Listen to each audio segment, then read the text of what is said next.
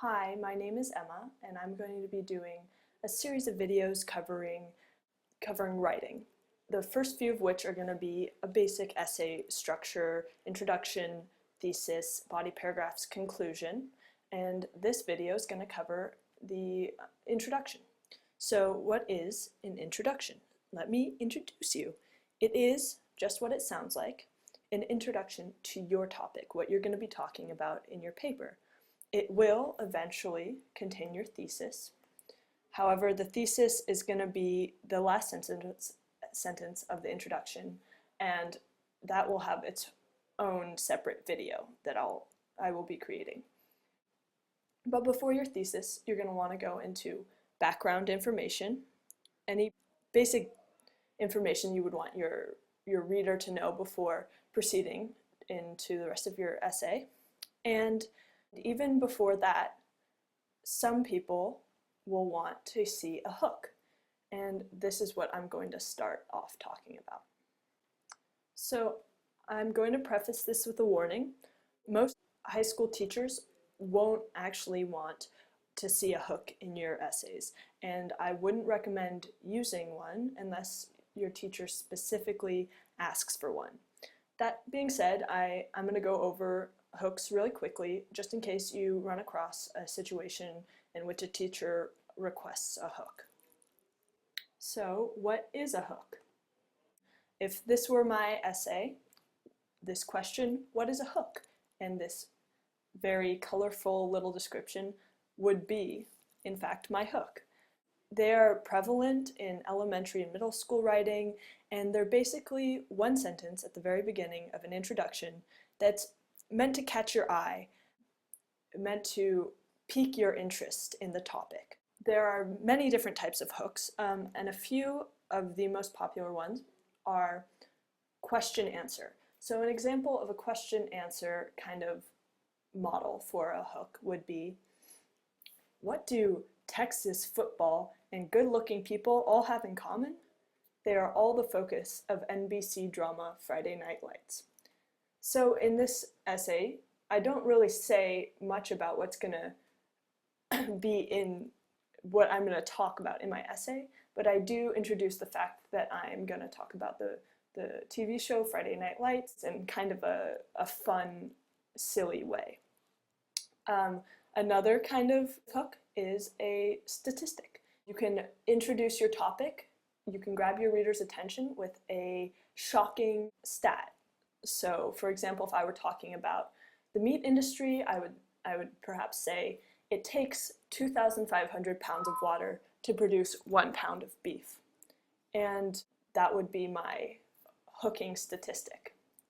Another perfectly advisable use of a hook is using a quote. So, for example, you could say, biographer of Greek philosophers Diogenes Laertius, I'm not quite sure how to pronounce that, once said, one original thought is worth 1,000 mindless quotes. So perhaps I would be talking about the overuse of quotes or this biographer of Greek philosophers. Finally, an anecdote. An anecdote would be just kind of a short story to raise interest and to introduce your topic. Again, you could say, last year I visited Tucson, Arizona, thinking it would be just another boring year at Grandma's house. Little did I know the wild adventures that would ensue. So again, it's not giving much detail, it's just raising curiosity. There you have it, there are 4 types of hooks. If your teacher does request one, have some fun, it's supposed to be kind of friendly. However, I would definitely suggest staying away from hooks if they are not specifically required, particularly on in-class essays, because you're not going to have that much time in class to come up with these witty little quips, and ultimately they don't add much to your essay. Even on take-home essays, most teachers don't like them because they can detract from the quality of your essay if you're trying to set a serious tone, because as you can see there, they can be light. In most cases, you just want to skip the hook and get right to the meat of the introduction, which is what I'm going to talk about next.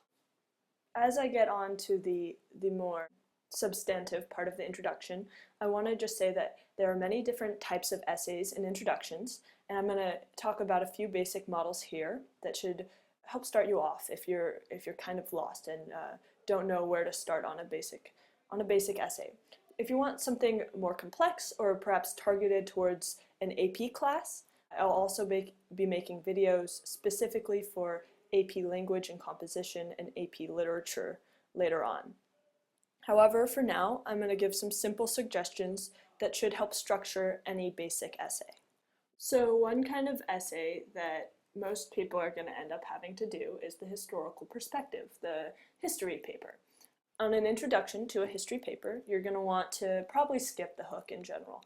And unless your teacher really wants it, I'd say skip the hook, and you're going to want to give a general time period and important related details to your topic. And then, as the introduction typically transitions from very general information to information more specific to your topic, you're gonna transition from those related details to your topic specifically. So say I'm writing about the Beach Boys. I would probably start with a description of their era, the 1960s. I would continue how that era related to music, what was happening in music at that time, and then I would focus on the band specifically, setting you up for a thesis, which would come as the most specific part of your introduction, but that will have its own video later on. Right now we're just focusing on the rest of the introduction. So here would be an example of the beginning of an introduction.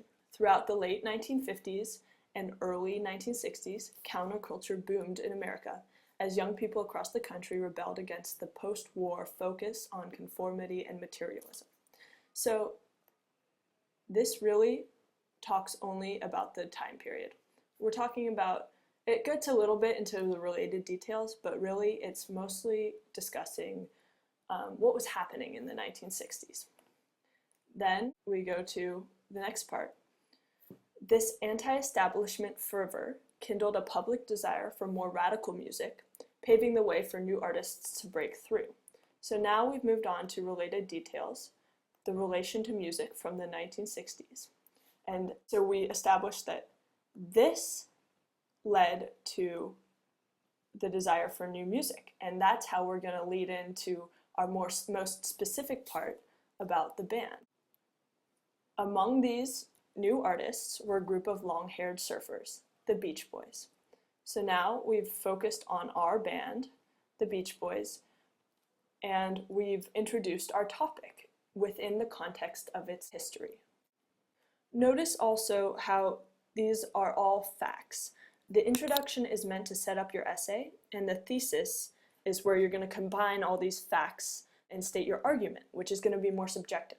But right now, this is all basic, objective, factual information to set the context for your reader. And here is a lovely picture of the Beach Boys themselves with their crazy long hair.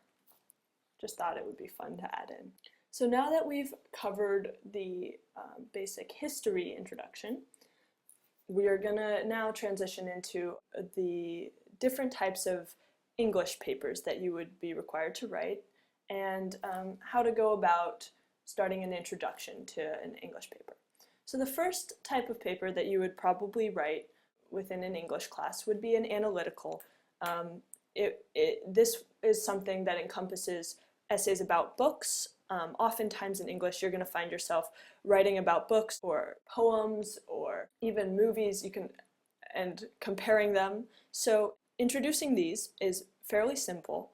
It's basically you're trying to, again, just like the history, set a context.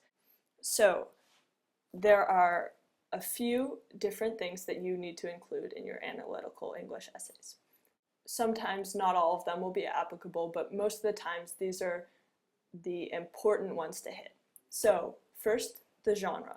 Is it murder mystery? Is it a novel? Is it nonfiction? Next, you want to say the title, very important, the author, the time period, and finally a summary. This all comes together in a very catchy little acronym. See if you can sound it out. It's Quotation. Okay, so it's not really that catchy, but it should be pretty easy to remember without the acronym, just because it's all stuff that you could probably find on the cover or the inside of the book that you're reading. So let's say that I want to discuss How the Grinch Stole Christmas, a classic tale. Well, this is probably what my introduction would look like. In his children's book, How the Grinch Stole Christmas, published in 1975, author Dr. Seuss describes a tale of personal growth as his protagonist, the Grinch, turns from bitter and hateful to loving and understanding after he witnesses the local villagers singing in joy despite their missing presents on Christmas Day. Notice how we have genre said first. It's his children's book. The title, How the Grinch Stole Christmas. And this is in italics. In an in-class essay, you would probably put it, you would underline it, but I have a whole thing on punctuation in the next few slides. Then the author would be Dr. Seuss. Time period, it's published as 1975. And then a summary. So the summary really doesn't have to be that long. You want to give a basic overview so that your reader understands the basic idea of the story, but you also, in analytical essays, it's okay to assume that your reader, who is the teacher, has also read this book and that they understand the basic plot. So a 1 to 2 sentence summary should do it. Another thing is that this kind of intro structure should really work for any kind of essay in which you are required to look at a text and analyze its meaning, hence the analytical essay. Another thing that I've always had questions on that I thought would be easy to bring up right now is the punctuation for various types of literature and medium. For instance, you would put short poems in quotation marks if you're going to write about them in an essay.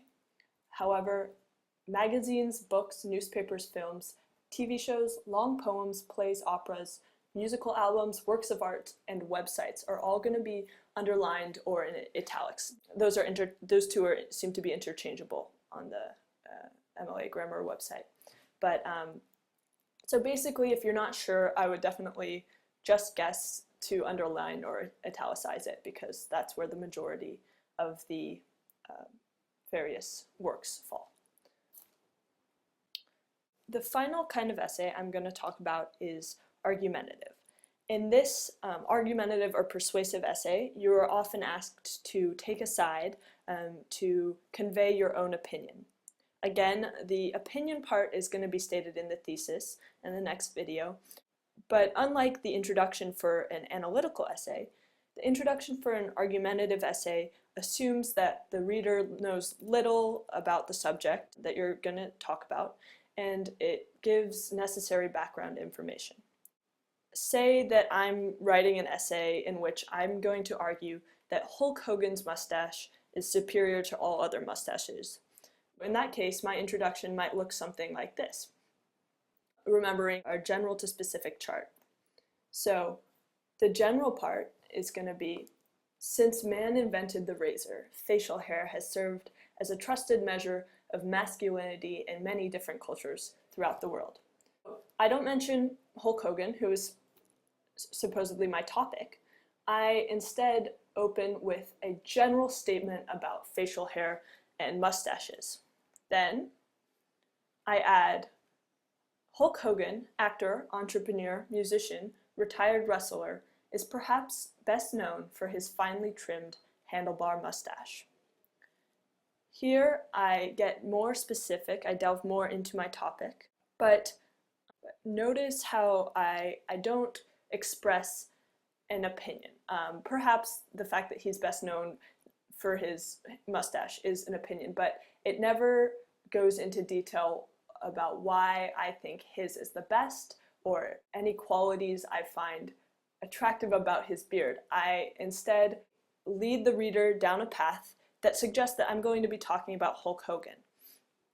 In the thesis, which is not covered here, I would continue to discuss the specifics of why exactly Hulk Hogan has the best mustache. But as you can see, The introduction serves as a basic foundation upon which you can, again, build your argument. This is where your thesis would go, right here. So to recap, the introduction is going to give the real necessary background information. It goes from general information to specific to your topic. For historical papers, you're going to discuss dates, relevant related historical events and people, and it's going to eventually funnel down to how your topic relates to whatever theme you're trying to express or how it relates to the dates and the people that you've described. For analytical, remember that really catchy acronym, JTAPS. Again, that's genre, title, author, time period, and then a very simplistic summary. Then finally, for persuasive, you're going to be introducing your reader to the topic. You're not going to be giving any kind of opinion just yet. And that's about it for the introduction. Keep a lookout for the video on the thesis statement. It should flow pretty nicely together with the intro. Thanks.